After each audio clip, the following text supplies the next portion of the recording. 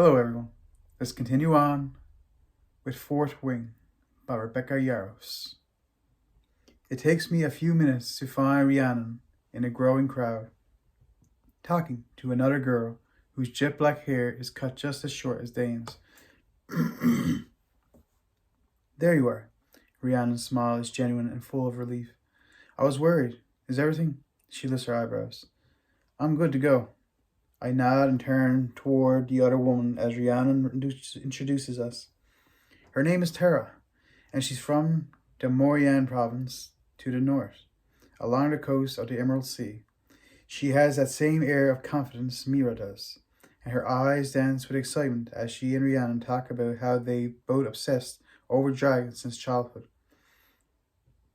I pay attention, but only enough to recall details if we need to form an alliance. An hour passes, then another, according to the Basquiat bells which we can hear from here. Then the last of the cadets walk into the courtyard, followed by the three riders from the other turret. Zayden is among them. I'm just going to start calling him Aiden. It's not just his height that makes him stand out in this crowd, but the way the other riders all seem to move around him. Like he's a shark and they're all fish, giving him a wide berth. For a second, I can't help but wonder what his signet is, the unique power from the bond with his dragon, and if that's why even a third year seemed to scurry out of his way as he strides up to the dais with lethal grace. There are 10 of them in total up there now, and from the way Commandant Panchek moves to the front, facing us. I think we're about to start, I say to Rhiannon and Tara, and they both turn to face the dais. Everyone does. 301 of you have survived the parapet to become cadets today. Commandant Panchek starts with the politician's smile, gesturing to us. The guy has always talked with his hands. Good job. 67 did not. My chest clenches as my brain spins the calculation quickly. Almost 20%. Was it the rain? The wind? That's more than average. 67 people died trying to get here. I've heard this position is just a stepping stone for him, Tara whispers. He wants Sorengale's job, then General Melgren's, the commanding general of all Navarre's forces. Melgren's beady eyes have always made me shrivel. Every time we've met during my mother's career. General Melgren's, Rhiannon whispers from my other side. He'll never get it, I say quietly as the commandant welcomes us to the Riders' Quadrant. Melgren's dragon gives him the signet ability to see a battle's outcome before it happens. There's no beating that, and you can't be assassinated if you know it's coming.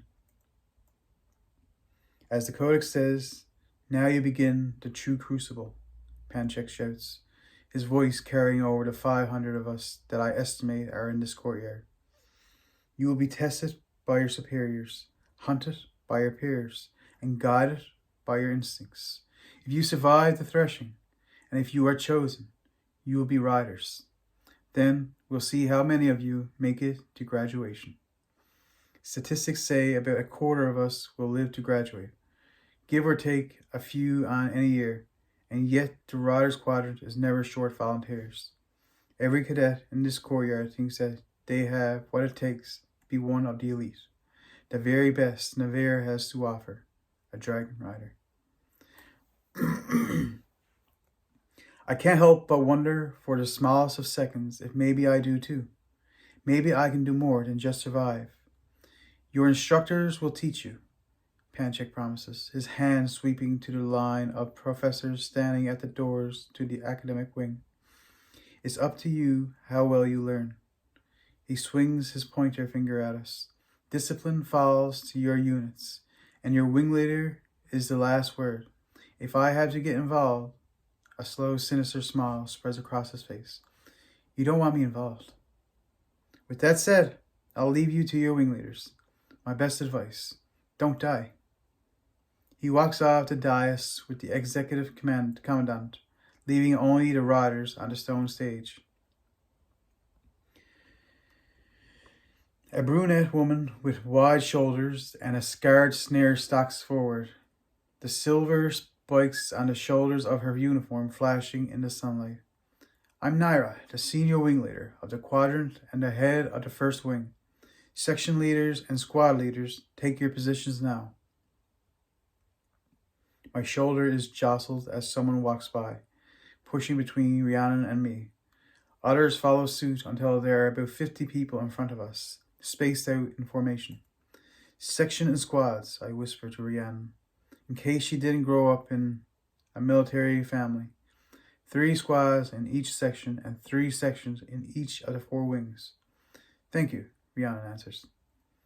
Dane stands in the section for second wing, facing me but averting his eyes. First squad, class section, first wing, Nara calls out. A man closer to the dais raises his hand. Cadets, when your name is called, take up formation behind your squad leader, Nara instructs. The redhead with the crossbow and roll steps forward and begins calling names. One by one, cadets move from the crowd to the formation, and I keep count, making snap judgments based off clothing and arrogance. It looks like each squad will have about 15 or 16 people in it. Jack is called into the flame section of first wing. Tara is called into the tail section, and soon they start on second wing. I let loose a thankful sigh when the wing leader steps forward, and it isn't Aiden. Rhiannon and I are both called to second squad. Flame section, second wing. We get into formation quickly, lining up in a square. A quick glance tells me that we have a squad leader, Dane, who isn't looking at me. A female executive squad leader, forward riders who look like they might be second or third years, and 9 first years. One of the riders with 2 stars on her uniform and half-shaved, half-pink hair has a rebellion relic that winds around her forearm, from her wrist to above her elbow, where it disappears under her uniform. But I look away so she won't catch me staring. We're silent as the rest of the wings are called. The sun is out in full now, beating into my leathers and scorching my skin. I told him not to keep you in that library. Mom's words from this morning haunt me, but it's not like I could have prepared for this. I have exactly 2 shades when it comes to the sun, pale and burned. When the order sounds, we all turn to face the dais. I try to keep my gaze on the roll keeper, but my eyes jerk right like the traitors they are, and my pulse leaps. Aiden watches me with a cold, calculating look that feels like he's plotting my death from where he stands as the wing leader for fourth wing. I lift my chin. He cocks his scarred eyebrow.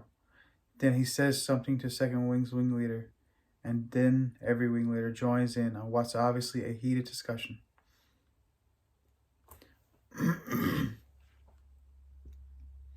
What do you think they're talking about? Rhiannon whispers. Quiet, Dane hisses. My spine stiffens. I can't expect him to be my Dane here, not under these circumstances. But still, the tone is jarring. Finally, the wing leaders turn around to face us, and a slight tilt of Aiden's lips make me instantly queasy. Dane Atos, you and your squad will switch with Aura Banehavens, Nara's orders. Wait, what? Who is Aura Banehaven? Dane nods, then turns to us. Follow me, he says at once, then strides through formation, leaving us to scurry after him. We pass another squad on the way from... The very breath freezes in my lungs. We're moving to fourth wing, Aiden's wing. It takes a minute, maybe 2, and we take our place in the new formation. I force myself to breathe. There's a fucking smirk on Aiden's arrogant, handsome face. I'm now entirely at his mercy, a subordinate in his chain of command. He can punish me however he likes for the slightest infraction, even imaginary ones. Nara looks to Aiden as she finishes assignments, and he nods, stepping forward and finally breaking our staring contest. I'm pretty sure he won, considering my heart is galloping like a runway horse. You're all cadets now. Aiden's voice carries out over the courtyard, stronger than the others. Take a look at your squad. These are the only people guaranteed by Codex not to kill you. But just because they can't end your life doesn't mean others won't. You want a dragon? Earn one. Most of the others cheer, but I keep my mouth shut. 67 people fell or died in some other way today. 67 just like Dylan, whose parents would either collect their bodies or watch them be buried at the foot of the mountain under a simple stone. I can't force myself to cheer for their loss. Aiden's eyes find mine, and my stomach clenches before he looks away.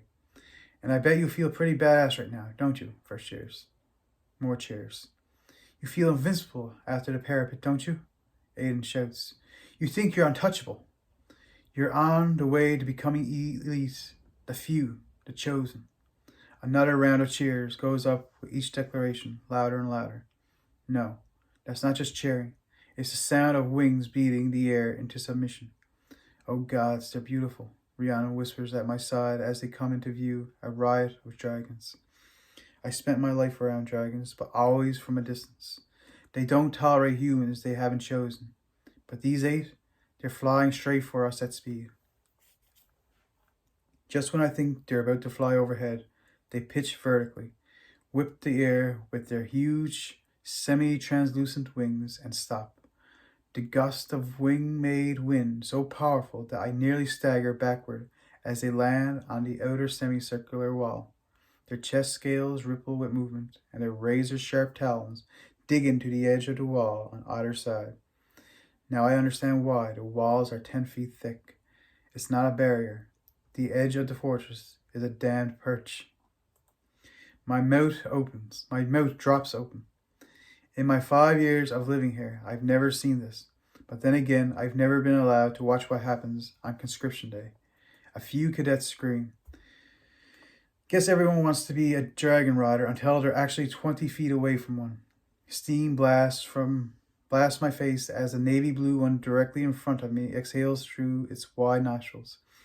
Its glistening blue horns rise above its head in an elegant, lethal sweep, and its wings flare momentarily before tucking in, the tip of their top joint crowned by a single fierce talon. Their tails are just as fatal, but I can't see them at this angle or even tell which breed of dragon each is without the clue. All are deadly. We're going to have to bring the masons in again, Dane mutters as chunks of rock crumble under the dragon's grips, crushing to the courtyard in boulders the size of my torso. There are 3 dragons in various shades of red, 2 shades of green, like Tane's, Mira's dragon, 1 brown like Mom's, 1 orange, and the enormous navy one ahead of me. They're all massive, overshadowing the structure of the citadel as they narrow their golden eyes at us in absolute judgment. If they didn't need us puny humans to develop Cygnet's abilities from bonding and weave the protective wards they power around Navarre, I'm pretty sure they'd eat us all and be done. But they like protecting the Vale, the valley behind Basquiat the dragons call home, from merciless griffins, and we like living. So here we are in the most unlikely of partnerships.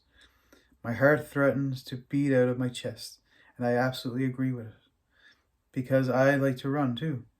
Just thinking that I'm supposed to ride one of these is fucking ludicrous. A cadet bolts out of third wing, screaming as he makes a run for the stone heap behind us. We all turn to look as he sprints for the giant arch door at the center.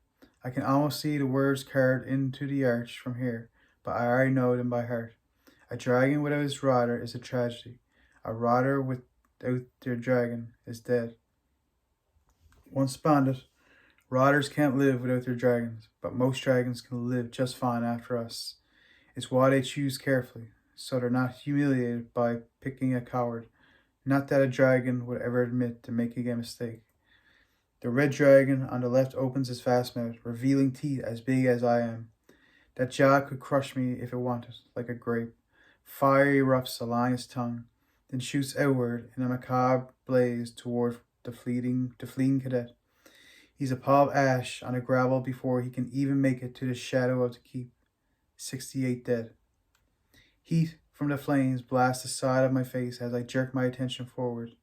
If anyone else runs and is likewise executed, I don't want to see it. More screaming sounds around me. I lock my jaw as hard as I can to keep quiet. There are 2 more gusts of heat, one to my left and then another to my right. Make that 70. The Navy dragon seems to tilt its head at me, as if its narrowed golden eyes can see straight through me to the fear fisting my stomach and a doubt curled insidiously around my heart. I bet it can even see the wrap bonding my knee. It knows I'm at a disadvantage, that I'm too small to climb its foreleg and mount, too frail to ride. Dragons always know. But I will not run. I wouldn't be standing here if I quit every time something seemed impossible to overcome. I will not die today. The words repeat in my head, just like they had before the parapet on it and on it. I force my shoulders back and lift my chin. The dragon blinks, which might be a sign of approval or boredom, and looks away. Anyone else feel like changing their mind? Aiden shouts, scanning the remaining rows of cadets with the same shrewd gaze of the navy blue dragon behind him. No? Excellent. Roughly half of you will be dead by this time next summer. The formation is solid except for a few untimely sobs from my left. A third of you again the year after that, and the same your last year. No one cares who your mommy or daddy is here. Even King Tori's second son died during his threshing. So tell me again, do you feel invincible now that you've made it into the Riders Quadrant? Untouchable? Elite? No one cheers. Another blast of heat rushes, this time directly at my face, and every muscle in my body clenches, preparing for incineration. But it's not flames, just steam, and it blows back Rihanna's braids as the dragon finish their simultaneous exhale. Simultaneous exhale. The breaches on the first year ahead of me darken, the color spreading down his legs. They want us scared. Mission accomplished. Because you're not untouchable or special to them. Aiden points toward the Navy dragon and leans forward slightly, like he's letting us in on a secret as we lock eyes. To them, you're just a prey. The sparring ring is where riders are made or broken. After all, no respectable dragon would choose a rider who cannot defend themselves, and no respectable cadet would allow such a threat to the wing to continue training. Chapter 4. Elena Sosa, Braden Blackburn, Captain Fitzgibbons reads from the death roll, flanked by 2 other scribes on the dais as we stand in solemn formation in the courtyard, squinting into the early sun. This morning, we're all in rider black, and there's a single silver 4-pointed star on my collarbone, the mark of a first year, and a 4th wing patch on my shoulder. We were issued standard uniforms yesterday. Summer weight, tight-fitted tunics, pants, and accessories after parapet was over, but not flight letters. There's no point handing out the thicker, more protective combat uniforms when half of us won't be around come threshing in October. The armored corset Mira made isn't regulation, but I fit right in among the hundreds of modified uniforms around me. After the last 24 hours and 1 night in the first floor barracks, I'm starting to realize that this quadrant is a strange mix of we might die tomorrow, hedonism, and brutal efficiency in the name of the same reason. Jace Sutherland, Captain Fitzgibbons continues to read, and the scribe next to him shift your weight. Dougal Luperco. I think we're somewhere in the 50s.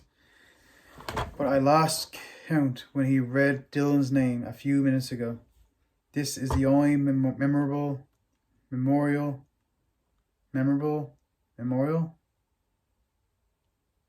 This is the only memorial the names will get. The only time they'll be spoken of in the Citadel. So I try to concentrate, to commit each name to memory. But there's just too many. My skin is agitated from wearing the armor all night like Mira suggested. And my knee aches, but I resist the urge to bend down and adjust the wrap I managed to put on in the non-existent privacy of my bunk in the first year barracks before anyone else woke up. There are 156 of us in the first floor of the dormitory building. Our beds positioned in 4 neat rows in the open space. Even though Jack Barlow was put in the 3rd floor dorms, I'm not about to let any of them see my weakness. Not until I know who I can trust. Private rooms are like flight letters.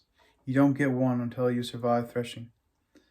Simone Castaneda. Captain Fitzgibbons closes the scroll.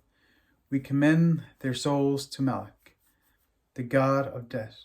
I blink. Guess we were closer to the end than I thought. There's no formal conclusion to the formation. No last moment of silence. The names on the scroll leave the dais with the scribes. And the quiet is broken as the squad leaders are all turn and begin to address their squads. Hopefully you all ate breakfast, because you're not going to get another chance before lunch, Dane says, his eyes meeting mine for the span of a heartbeat before he glances away, feigning indifference. He's good at pretending he doesn't know you, Rian whispers at my side. He is, I reply just as softly. A smile tugs at the corners of my mouth, but I keep my expression as bland as possible as I soak in the sight of him. The sun plays in his sandy brown hair, and when he turns his head, I see a scar peeking from his beard along his chin I somehow missed yesterday. 2nd and 3rd years. I'm assuming you know where to go, Dane continues as the scribes wind their way around the edge of the courtyard to my right, heading back to the quadrant. I ignore the tiny voice inside me protesting that it was supposed to be my quadrant. Lingering on what could have been isn't going to help me survive to see tomorrow's sunrise. There's a mutter of agreement from the senior cadets ahead of us, as first years, we're in the back 2 rows of the little square that makes up 2nd squad. First years, at least one of you should have memorized your academic schedule when it was handed out yesterday. Dane's voice booms over us, and it's hard to reconcile this stern-faced, serious leader with the funny, grinning guy I've always known. Stick together. I expect you all to be alive when we meet this afternoon in the sparring gym. Fuck, I'd almost forgotten that we're sparring today. We only have to gym twice a week, so as long as I can get through today's session unscathed, I'm in the clear for another couple of days. At least I have some time to get my feet under me before we'll have to handle the gauntlet, the terrifying vertical obstacle course they told us we'll have to master when the leaves turn color in 2 months. If we can complete the final gauntlet, we'll walk through the natural box canyon above it that leads to the flight field for presentation, where this year's dragons, willing to bond, will get their first look at the remaining cadets. 2 days after that, threshing will occur in the valley beneath the citadel. I glance around at my new squad mates and can't help but wonder which of us, if any, will make it to that flight field, let alone that valley. Don't borrow tomorrow's trouble. And if we're not, the smart-ass first year behind me asks. I don't bother looking, but Rhiannon does, rolling her eyes as she turns back forward. Then I won't have to be concerned with learning your name, since it will be read off tomorrow morning, Dane answers with a shrug. A second year ahead of me snorts a laugh, the movement jangling 2 small hoop earrings in her left lobe but the pink-haired one stays silent. Sawyer? Dane looks at the first year to my left. I'll get them there, the tall, wiry cadet whose light complexion is covered with a smattering of freckles answers with a tight nod. His freckled jaw ticks, and my chest pangs with sympathy. He's one of the repeats, a cadet who didn't bond during threshing, and now has to start the entire year over. We're going to leave it off there for this video. I hope you will join me in the next video. But for now, bye.